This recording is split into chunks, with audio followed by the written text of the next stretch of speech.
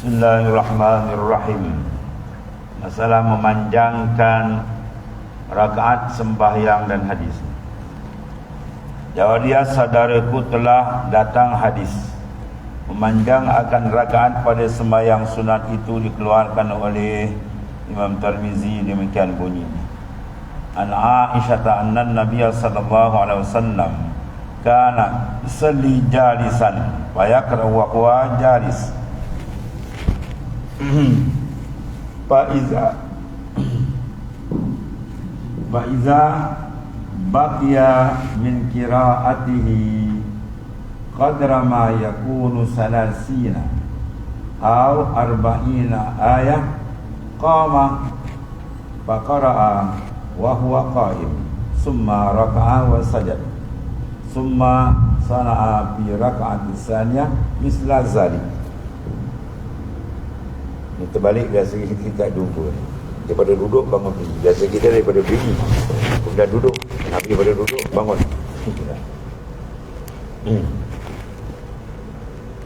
Hadis hasan lagi sahih.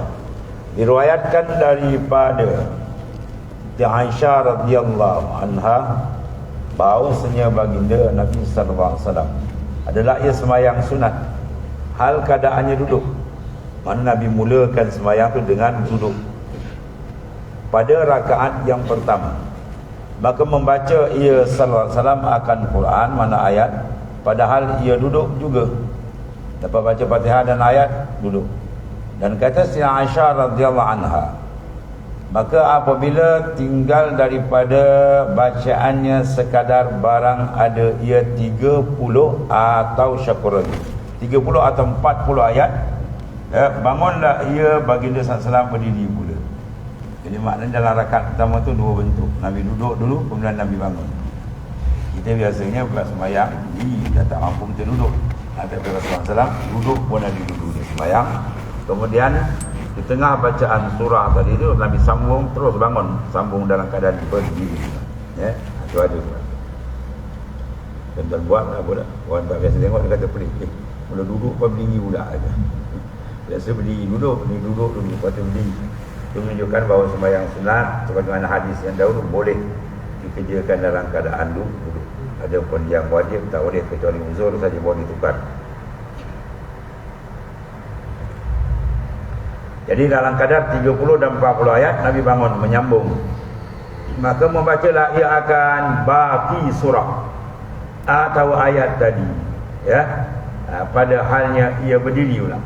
Kemudian daripada itu summa raka'ah wa sajad. Kemudian dari selesai bacaan tadi Nabi rakaatlah ia sallallahu alaihi wasallam dan sujud ia sallallahu alaihi wasallam. Kalau tanya isim domir pun selawat kepada Nabi. Ia teman kembali pada Nabi sallallahu. Kemudian memperbuat Nabi sallallahu alaihi wasallam pada rakaat yang kedua seumpama yang demikian itu pada rakaat pertama. Di mana Nabi duduk rakaat kedua. Kemudian setengah sambung ayat tu Nabi bangun dulu. Ya. Itu dipanggil libayan jawaz, menyatakan keharusan, boleh. Ya, ini duduk ia dahulu membaca ayat selepas daripada Fatihah dengan lamanya.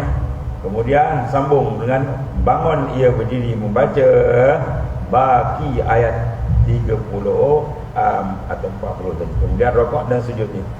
Itu cara baginda sallallahu alaihi wasallam dalam memanjangkan bacaan Al-Quran, bacaan ayat dalam sembahyang. Ya, dan menggunakan dengan satu keadaan yang jarang kita jumpa, iaitu duduk dulu. Dan kata Abu Sa'id ini hadis hasan lagi sahih. Sahabat ujar. Dalam masalah 225 memanjangkan rakaat sembahyang Abu Qum, ya, sunat ke harus ke. Kata Imam An-Nawawi dalam Syarah Muslim, bermula hadis di dalam masalah 24 itulah dalil yang menunjukkan atas sunnah, ya, sunnah perjalanan Nabi, hukum dia sunat. Itu kita bersama sunnah dengan sunat. Kalau sunat itu maknanya apa? Ma yusabu ala fi'li wa la yu'aqabu ala tark. Benda diberikan pahala bila buat dan tidak azab kalau tinggal. Kalau semata-mata bentuk sunnah atau perjalanan Rasulullah SAW, sama ada yang wajib ataupun yang sunat. Sunat memanjangkan berdiri pada sembahyang sunat. Artinya pada sunat. Baca pada sembahyang sunnah. Sama tu sembahyang sunnah. Kawan sunnah pun bid'ah. Macam. Dan bahawasanya memanjangkan rakaat itu lebih afdal daripada membanyakkan rakaat pada zaman itu.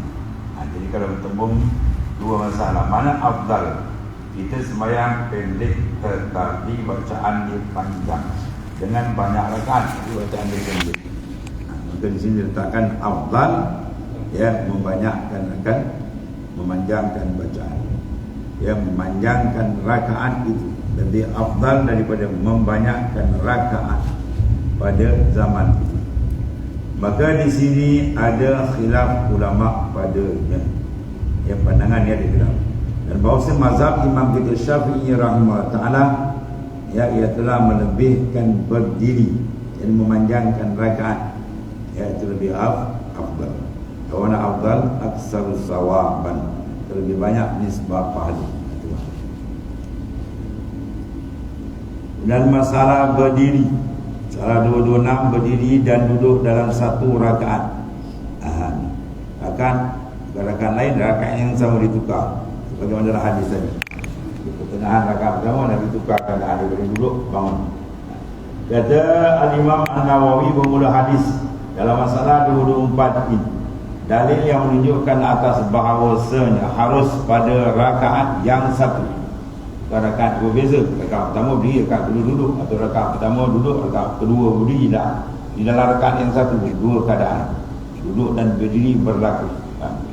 Rakaat yang satu itu setengah daripada berdiri dan setengahnya daripada duduk. Mana boleh buat apa keadaan. Dan ialah mazhab kita Syafi'i, ya, mengambil hujah di sini. Dan mazhab Malik dan Abu Hanifah dan kebanyakan ulama. Maknanya majoriti di kalangan ulama.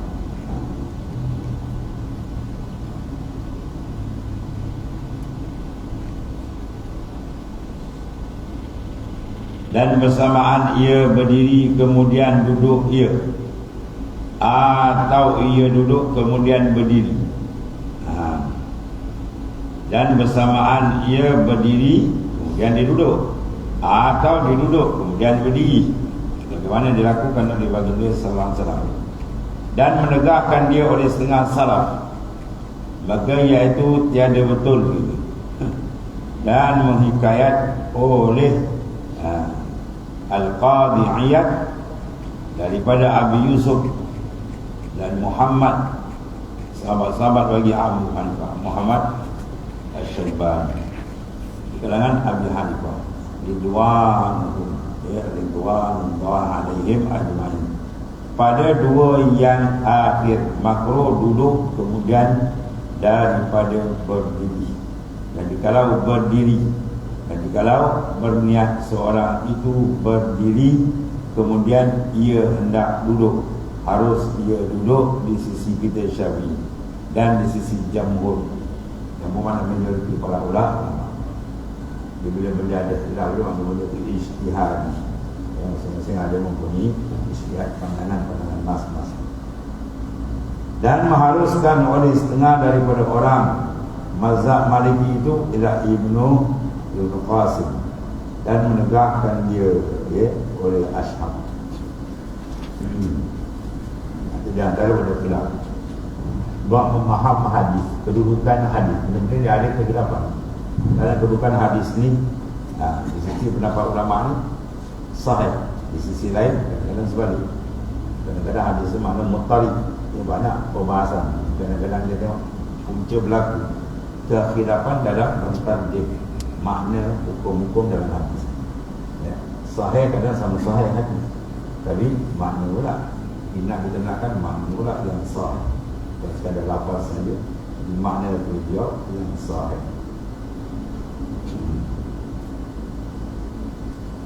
Dan satu lagi masalah 227, masalah sembahyang sunat malam-malam dan hadis.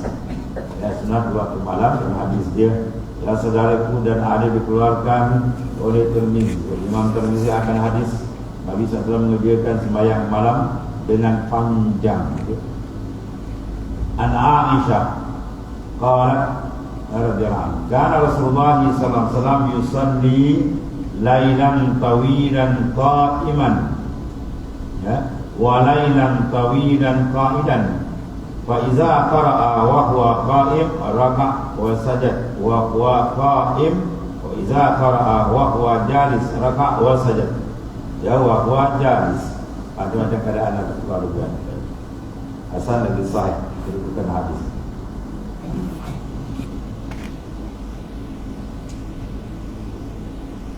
Diriwayatkan daripada Sri Aisyah radhiyallahu anha, katanya adalah Rasulullah SAW sembahyang ia malam-malam, sembahyang ia malam tiap akan sebagai sembahyang yang lama panjang, lagi pula berdiri dalam keadaan. Maka sembahyang ini ialah sembahyang sunat, dan pada satu malam sembahyang ia SAW akan sembahyang yang lama, lagi duduk. Sembahyang pula Nabi dalam keadaan duduk. Maka apabila membaca ia salam akan Fatihah dan surah, padahal ia berdiri, rakaatlah ia dan sujudlah ia padahalnya ia berdiri. Pun ada juga. Dan apabila sudah membaca ia akan Fatihah dan surah, padahalnya ia sembahyang duduk, nasai rakaat ia dan sujud ia, padahalnya ia duduk, yakni tidak dengan berdiri lagi, ya.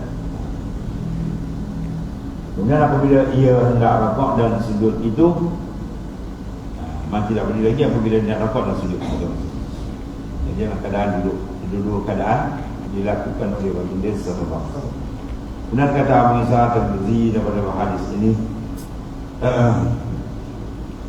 hadis ini hasan bagi sahih dan telah mengeluarkan dia oleh Imam Muslim dalam sahihnya dalam bab bab jawazin nafilah qa'iman wa qa'idan, pada bab mana harus sembahyang sunat dilakukan dalam keadaan berdiri dan duduk, dan telah dilakukan oleh Rasulullah SAW dalam hadis yang sahih. Dan bab majah anna Nabi sallallahu alaihi wasallam inni la asma'u buka as-sabi di salati fa ila sallallahu alaihi wasallam.